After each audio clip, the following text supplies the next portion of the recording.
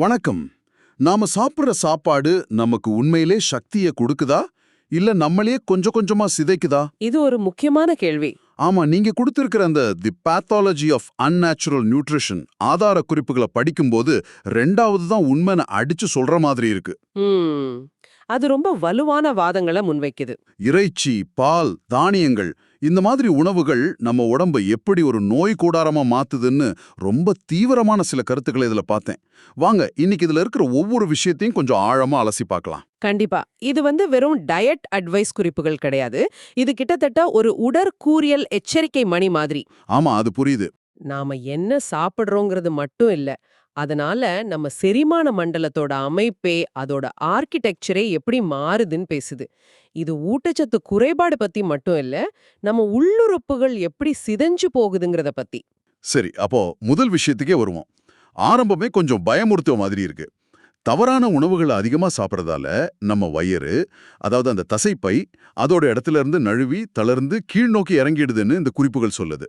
ஆமா, ப்ரொலாப்ஸ்ட் அப்படிங்கிற வார்த்தையை பயன்படுத்துறாங்க. என்னது? நாம சாப்பிடுற சாப்பாடு நம்ம வயிற்றிய கீழே தள்ளிடுமா? இது இது நம்புற மாதிரியே இல்லையே.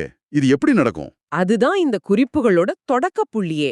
அவங்க இதை எப்படி விளக்குறாங்கன்னா, நம்ம வயிறு ஒரு பலூன் மாதிரி தான் வச்சுக்கோங்களேன். Okay, balloon. அதுல அளவுக்கு அதிகமா காத்த திரும்ப திரும்ப அடிச்சா என்னாகும்? கொஞ்ச நாள்ல அதோட அந்த நெகிழ்வு தன்மை போய் அப்படியே தளர்ந்து தொங்கிடும் இல்லையா? ஆமா, அதோட ஷேப்பே மாறிடும். அதே மாதிரி தான் நம்ம வயிற்ற அதோட கொள்ளளவுக்கு மீறி தொடர்ந்து நிரப்பும் போதும், செரிக்கிறதுக்கு ரொம்ப கஷ்டமான உணவுகளை உள்ள தள்ளும் போதும் அதோட தசை சுவர்கள் வலுவிழந்து போகுது. அப்புறம் புவியீர்ப்பு விசையால அது கீழ் நோக்கி இழுக்கப்படுது. அப்போ இது வெறும் உடம்புக்கு கெட்டதுன்னு ஒரு பொதுவான கருத்தா இல்லாம, இல்ல. வயிறு கிழிஞ்சு தொங்குற ஒரு மெக்கானிக்கல் கோளாறு மாதிரி ஒரு பிசிக்கல் பாதிப்பா இத பாக்குறாங்க. சரியா சொன்னீங்க. இது ஒரு எந்திர சிதைவு, ஒரு மெக்கானிக்கல் ஃபெயிலியர்.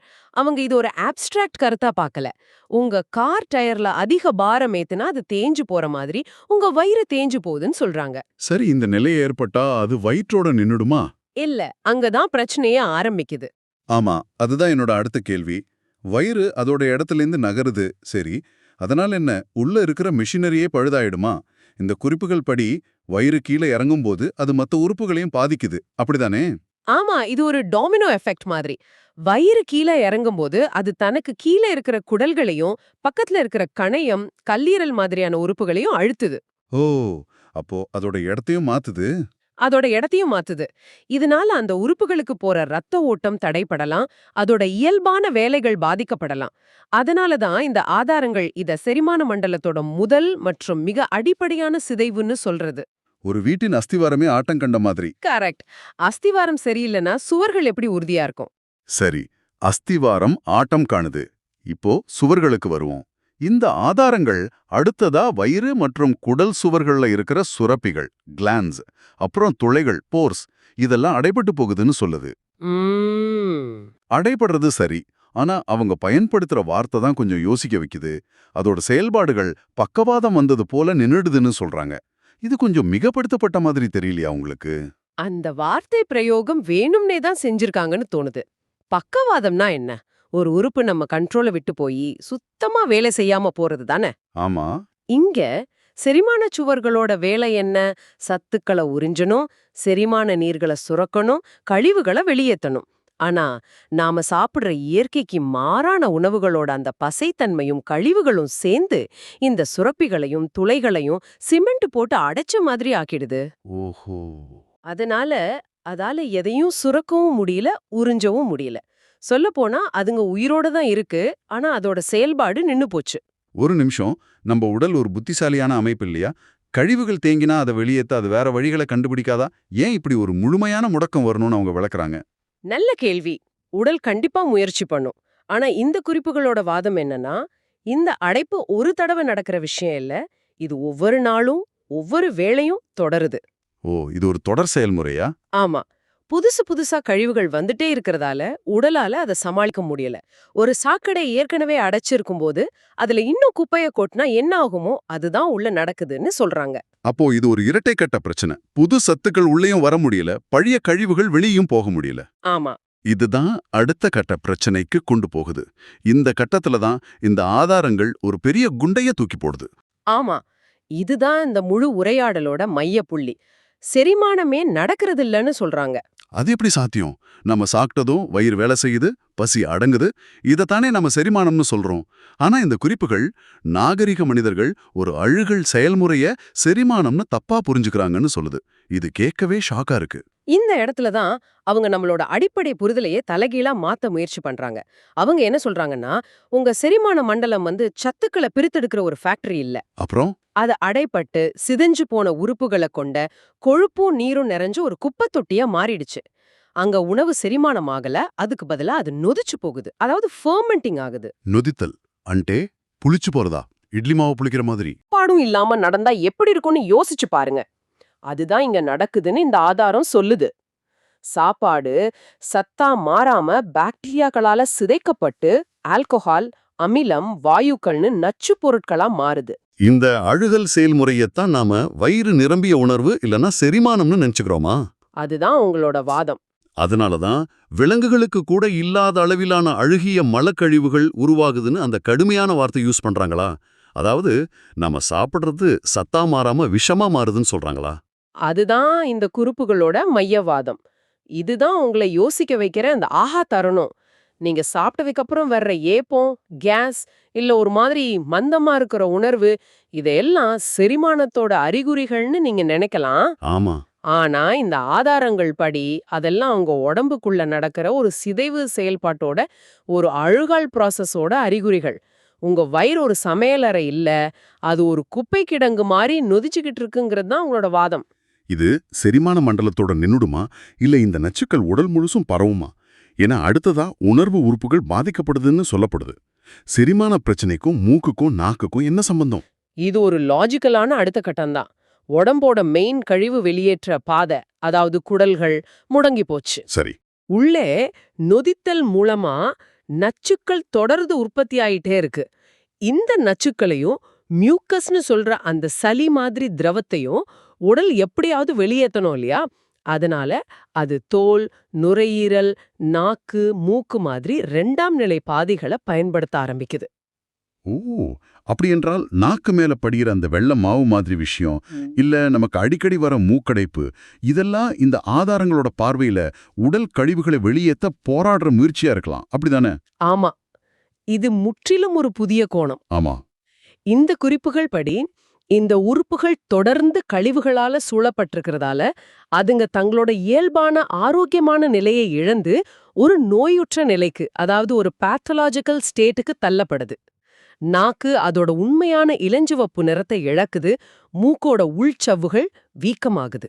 இதோட விளைவுதான் ரொம்ப அபாயகரமானதுன்னு சொன்னீங்க. அது என்ன? நம்ம உணர்வு உறுப்புகளே நோயுற்ற நிலையில இருக்கிறதால சுவைய பத்தின நம்ம கண்ணோட்டமும் சிதைஞ்சு போகுது. எந்த உணவுகள் உடம்புக்கு கேடு விளைவிக்குதோ அந்த உணவுகளைத்தான் நாம சுவையா இருக்குன்னு நினைக்கிறோம். ம்.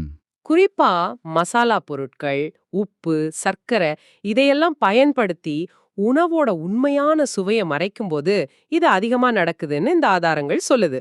இது ஒரு நச்சு வட்டத்தை, ஒரு விஷஸ் சைக்கிளை உருவாக்குற மாதிரி தெரியுது. தவறான உணவு நம்ம உணர்வுகளை சிதைக்குது. சிதைஞ்ச உணர்வுகள் திரும்பவும் அதே தப்பான உணவை தேடி போகுது. மிக சரியா சொன்னீங்க. உதாரணத்துக்கு நோயா இருக்கிற ஒரு நாக்கால ஒரு ஆப்பிளோட இல்ல ஒரு மாம்பழத்தோட மென்மையான இயற்கையான இனிப்புச் சுவைய முழுசா உணர முடியாது. அது சப்பையா தோணும். சரி. ஆனா அதிக காரம், மசாலா, உப்பு நிறைஞ்ச ஒரு பதப்படுத்தப்பட்ட உணவோட அந்த தீவிரமான சுவை மட்டும்தான் அந்த நோயுற்ற நரம்புகளுக்கு ஒரு தூண்டுதலை கொடுக்கும். அதனால உடல் திரும்ப திரும்ப அதே தீங்கு விளைவிக்கிற உணவை தான் கேட்கும். அப்படியானா உடல் எதை கேக்குதோ அதுதான் அதுக்கு தேவைன்னு ஒரு பொதுவான நம்பிக்கை இருக்கே, அது இது உடைக்குது. கண்டிப்பா உடைக்குது. இந்த ஆதாரங்கள் படி நோயுற்ற உடல் நோயை உண்டாக்குற உணவுகளையே கேட்கும். இது ரொம்ப முக்கியமான ஒரு கருத்து. அதுதான் இந்த குறிப்புகள் முன்வைக்கிற மிக முக்கியமான வாதங்கள்ல ஒண்ணு. நம்ம சுவைங்கிறது ஆரோக்கியத்தோட ஒரு அளவுகோலா இருக்கணும், ஆனா அதுவே நோயோட ஒரு அறிகுறியா மாறிடுது. பசிங்கிறது வேற, இந்த நோயுற்ற சுவையோட ஏக்கங்கிறது வேறன்னு இது பிரிச்சு காட்டுது. சரி, இது வரைக்கும் நம்ம பார்த்ததெல்லாம் ஒன்னு தொகுத்து பார்க்கலாம். முதல்ல தப்பான உணவுகளால வயிறு அதோட இடத்துல இருந்து இறங்கி பிசிக்கலா சிதைவடையுது. அப்புறம் உள்ள இருக்கிற சுரப்பிகளும் துளைகளும் அடைபட்டு பக்கவாதம் வந்த மாதிரி செயலிழந்து போகுது. இதனால சத்துக்கள் உள்ள வராம கழிவுகள் வெளியே போக முடியாம தேங்குது. அந்த தேக்கத்தோட விளைவா உணவு செரிமானமாகாம நொதிச்சு அழுகி நச்சுக்களை உருவாக்குது. அந்த நச்சுக்கள் உடல் முழுசும் பரவி நாக்கு, மூக்கு மாதிரி நம்ம உணர்வு உறுப்புகளை சிதைக்குது. இறுதியா சிதைஞ்ச அந்த உணர்வு உறுப்புகள் திரும்பவும் அதே அழுகிற உணவுகளையே சுவையா இருக்குன்னு தேர்ந்தெடுத்து இந்த நச்சு வட்டத்தை முடிவே இல்லாம சுழல வைக்குது. ஒவ்வொரு படியும் அடுத்த படிக்கு காரணமா அமையுது. ஆமா, ஒரு சங்கிலி தொடர் வினை மாதிரி. இறுதியா இந்த ஆதாரங்கள் ஒரு முடிவுக்கு வருது. நம்ம செரிமான உறுப்புகள் ஊட்டச்சத்துக்களை உருவாக்குற தொழிற்சாலைகளா இல்லாம வெறும் கழிவுகளை உருவாக்கும் எந்திரங்களாக மாற்றப்படுது. இது ரொம்ப வலிமையான ஒரு முடிவுரை. ஆமா, அதாவது சக்தி குடுக்கறது போய் கழிவுகளை உற்பத்தி பண்றது மட்டும்தான் அதோட வேலையா ஆகிடுது. அதுதான் உங்களோட இறுதிவாதமா? ஆம், இந்த ஆதாரங்களோட மையச் செய்தி அதுதான். இயற்கைக்கு மாறான உணவுங்கிறது சத்துக்களை கொடுக்க தவறுறது மட்டும் இல்ல, அது தீவிரமா செயல்பட்டு நம்ம செரிமான அமைப்பையே சிதைச்சு அத நமக்கே எதிரா திருப்புது. இது வெறும் செயலற்ற தவறு இல்ல, இது உடம்பு மேல நடத்தப்படுற ஒரு செயல்பாடுள்ள தாக்குதல். ஓ, உங்க செரிமான மண்டலம் ஒரு ஊட்டச்சத்து தொழிற்சாலையா இருக்கிறதுக்கு பதிலா ஒரு நச்சுக்கழிவு தொழிற்சாலையா மாறிடுது. இந்த ஆதாரங்கள் முழுவதுமே செரிமானத்தோட தோல்விகளையும் அதனால வர்ற நோயல் மாற்றங்களையும் பத்தி ரொம்ப விரிவா பேசுது. இது பிரச்சனைய ரொம்ப தெளிவா அடையாளம் காட்டுது. ஆமா, இது முழுவதுமே பிரச்சனையோட தீவிரத்தை பத்தி தான். ஆனா இது உங்களுக்கு ஒரு சிந்தனையை தூண்டலாம். சொல்லுங்க. இந்த ஆதாரங்கள் படி இந்த சிதைவுகள் எல்லாம் இல்லாத ஒரு உண்மையான இல்லனா இயற்கையான செரிமானம்னா அது எப்படி இருக்கும்? நல்ல கேள்வி. அந்த செயல்முறை நம்ம உடம்பையும் நம்ம உணர்வு உறுப்புகளையும் சுவைய பத்தின நம்ம கண்ணோட்டத்தையும் எப்படி மாத்தி அமைக்கும்? ஒருவேளை உண்மையான செரிமானங்கிறது அமைதியாவும் ஆற்றல் மிக்கதாவும் எந்த விதமான அசௌகரியமும் இல்லாம நடக்குமோ? ஒருவேளை சிதைஞ்ச நம்ம உணர்வு உறுப்புகள் எல்லாம் திரும்ப புத்துயிர் பெத்துட்டா நாம எந்த உணவுகளை இயற்கையாவே விரும்புவோம்? அதேதான். இதுதான் இந்த குறிப்புகள் நம்மளை யோசிக்க வைக்கிற அடுத்த கட்ட கேள்வி.